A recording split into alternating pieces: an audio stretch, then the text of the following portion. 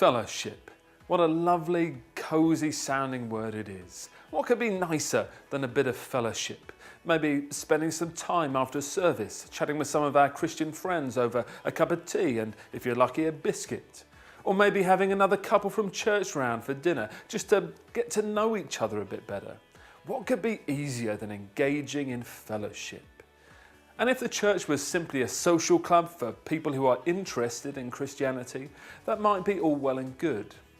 The reality, however, is that the church is not a social club, but a family, a gathering of God's children with all the implications that brings. As a result, while it may include tea and a chat, true fellowship also goes just a little bit deeper than that. When talking about the interaction between believers, the Bible often uses the terms one another or each other. Honour one another above yourselves, serve one another in love, submit to one another out of reverence for Christ, encourage one another daily, offer hospitality to one another. There are many more of these calls to fellowship, but in short, this area of spiritual discipline calls each of us to love, serve and support other believers without favoritism or prejudice, putting the needs of our Christian brothers and sisters before our own.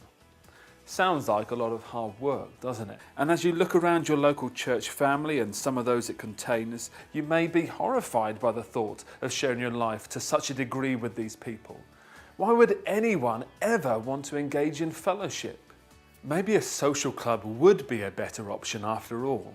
At least there you might have interests or skills in common, and people probably wouldn't expect you to cook the meals or give up your own time to be with them or take any real interest in their lives. Whenever I start thinking like that, I always get drawn back to a statement made in John's first letter. Whoever does not love their brother and sister whom they have seen cannot love God whom they have not seen. Anyone who loves God must also love their brother and sister.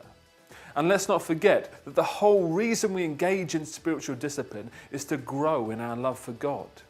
Clearly, fellowship plays a key role in loving God. In fact, I would go so far as to say our relationship with God is directly related to our relationship with other Christians. So if all we're interested in are superficial relationships that exist only on a Sunday morning, then we should not be surprised if our relationship with God also remains superficial and probably confined to a Sunday morning as well. Many Christians try to go it alone, considering their relationship with God to be something entirely personal, just between them and God.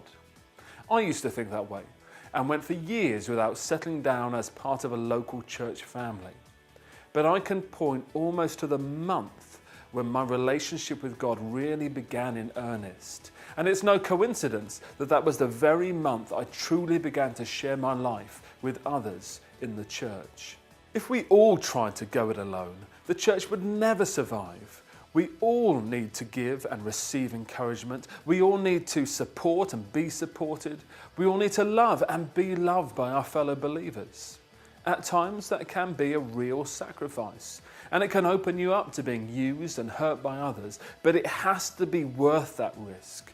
Because as we truly engage in fellowship with one another, serving, supporting and loving each other, the church cannot help but grow, and so will our love for God.